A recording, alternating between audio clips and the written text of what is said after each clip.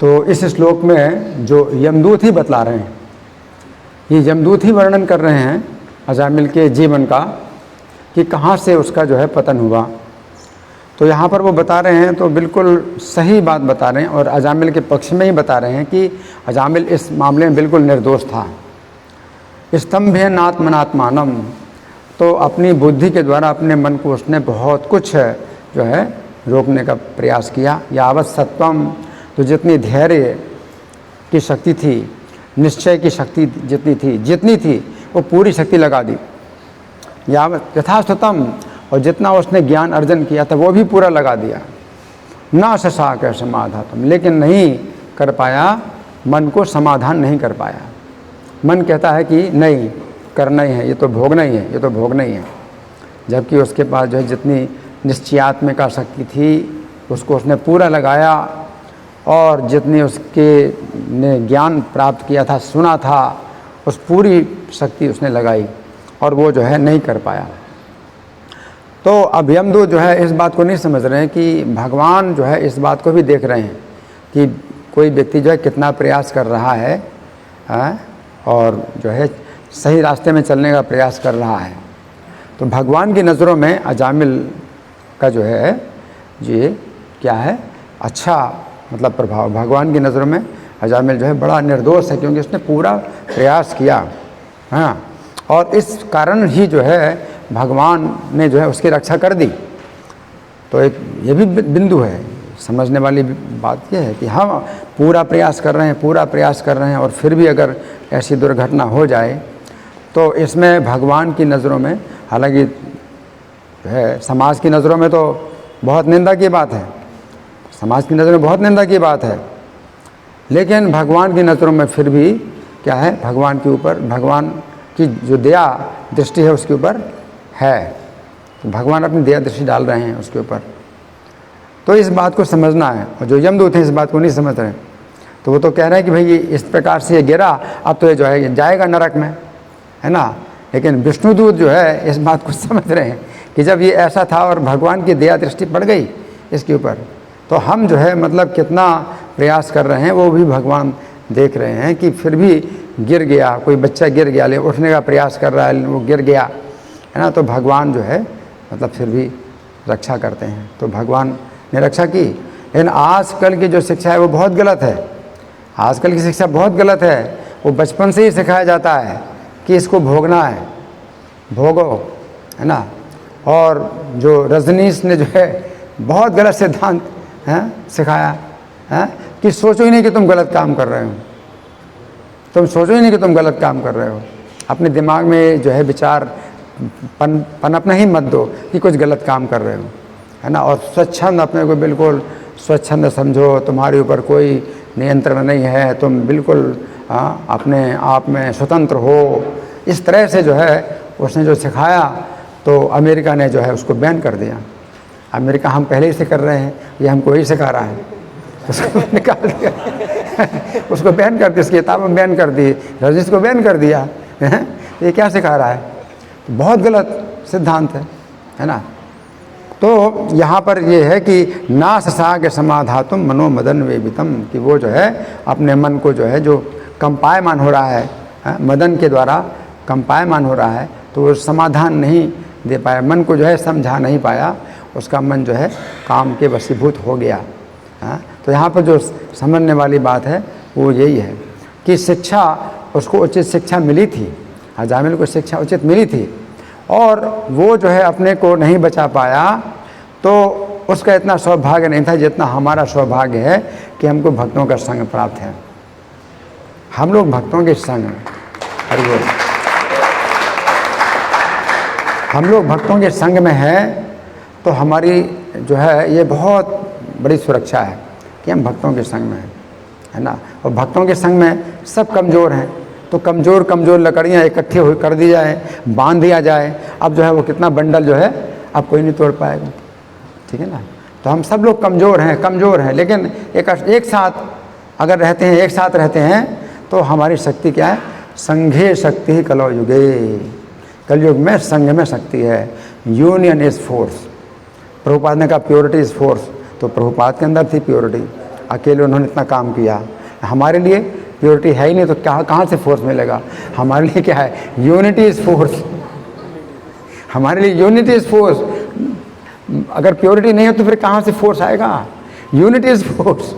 तो हम लोग संघीय शक्ति कलो योगे, ये है, इसका ही अंग्रेजी में बोलेंगे यूनिटी इज़ फोर्स, कि हम लोग भक्तों के संग में हैं। हम लोग बहुत सौभाग्यशाली हैं। तो ये जो विचार है ये अजामिल के अंदर नहीं आया कि मैं ठीक है अब जो है मैं कर रहा हूँ, ठीक है, सही है, ये सही है, गलत है। ये अजामिल की कथा सुन करके अब हम ये ना करें, हम ये ना करें, है ना। तो अजामिल ने अपने को जो है बहुत मतलब क्या किया, पूरी सच्चाई के साथ, पूरी शक्ति के साथ अपने को जो है क्या किया, संभालने की कोशिश की, है ना। तो हमें पूरी शक्ति और पूरी सच्चाई के साथ, हैं, और भगवान जो है अंदर का कपट जानते हैं, सब कुछ अंदर का सब कपट जानते हैं, कि हम जो है इस नाम के बल पर कुछ करेंगे, हैं, भक्ति के बल पर कुछ करेंगे, है ना, कि ठीक है हो जाए कोई बात नहीं है ना। तो ये सब जो है भगवान जो है सहन नहीं करते। हाँ, वो अंदर की सच्चाई देखते हैं कि अंदर कितना सच्चाई है। तो हम लोग जो है भक्तों के संग में बहुत सुरक्षित हैं और हमें यही कोशिश करना चाहिए कि हमेशा भक्तों की संगति में रहें, है ना। और ये बात बिल्कुल सही है जो रजनीश ने सिद्धांत दिया, फ्रॉम सेक्स टू साल्वेशन, उसने कहा संभोग से मोक्ष तक, कि भाई इसको जो है करते रहो, अंत में अपने आप जो है उससे विरक्त हो जाओगे, अपने आप विरक्त हो जाओगे। लेकिन भगवान क्या कह रहे हैं, भगवान कह रहे हैं क्या है, आवृतम ज्ञान मेतेन ज्ञाने मेरे ना काम रूपेण कौनते दुष्पूरेण नलेचा। दुष्पूर अग्नि है ये जो विचार है बहुत गलत है। कोई अगर ऐसे विचार देते हैं तो बहुत गलत है कि अपने आप जो है आप भोगते भोगते आप विरक्त हो जाएंगे, है ना। ये दुष्पूर अग्नि है। अग्नि में आप जितना ईंधन डालेंगे या घी डालेंगे तो और मांग करेगी वो, तो और मांगेगा और शरीर जो है हो जाएगा बिल्कुल ख़त्म। हाँ, इसमें जो है देखने की शक्ति नहीं, सुनने की शक्ति नहीं है, कुछ करने की शक्ति नहीं है, तो भी जो काम वासना है वो फिर भी बनी हुई और वो बढ़ती जा रही, वो बढ़ती जा रही। तो ये कभी भी ये इस तरह से नहीं है कि आगे चल करके उम्र बड़ी हो जाएगी तो ये ख़त्म हो जाएगा और जब शरीर जर्जर हो जाएगा तो फिर नहीं रहेगा, है ना।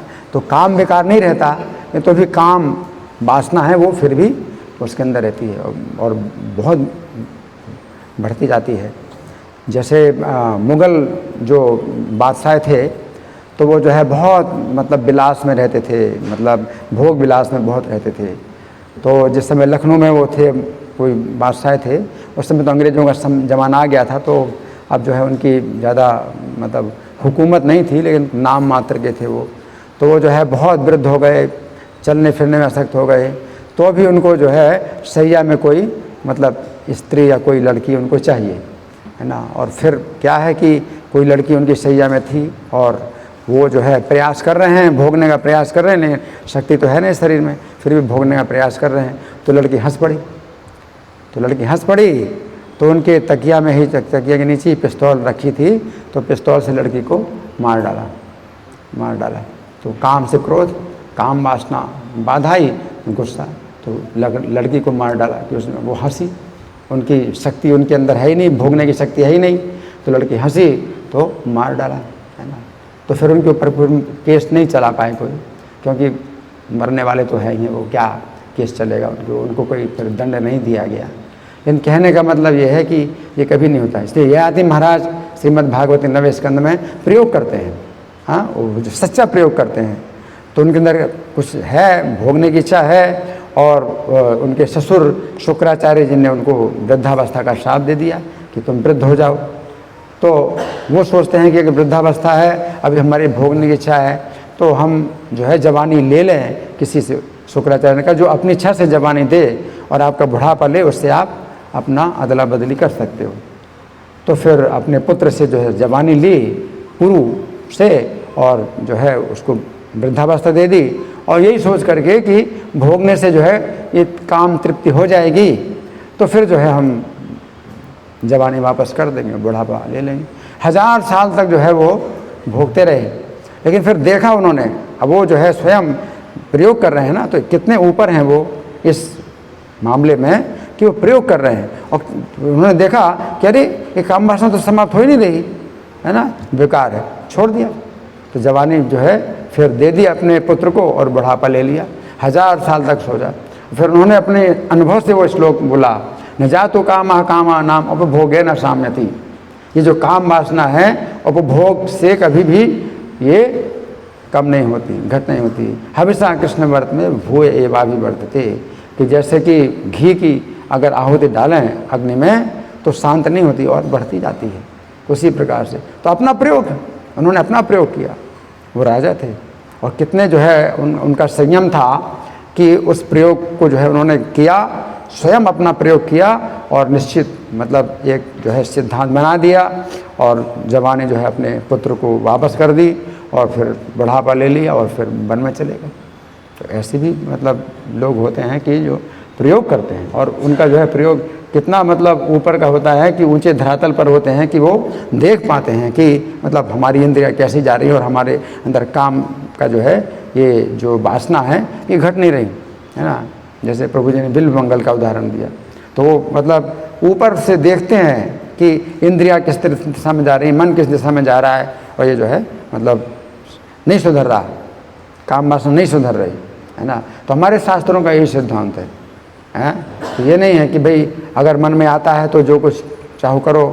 तो कई जो है लोगों की शर्ट में लिखा रहता है जस्ट डू इट, मतलब सिद्धांत ही बना हुआ है कि अगर मन में आए कुछ तो करो, फिर उसी प्रकार से करो, जो मन में आए सो करो, है ना।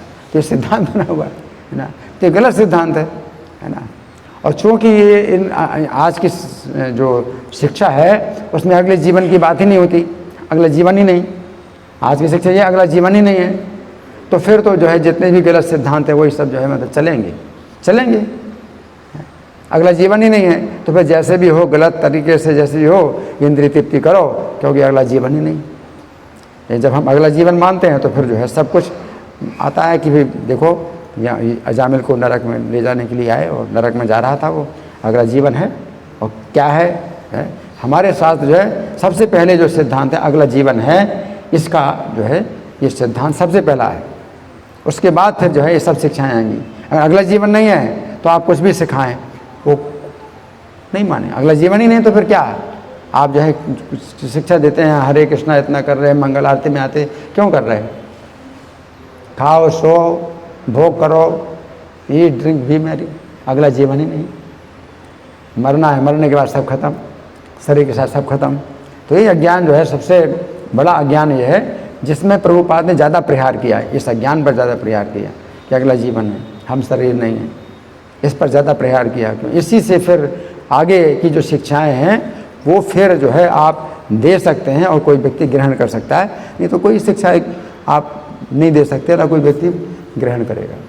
हरे कृष्णा।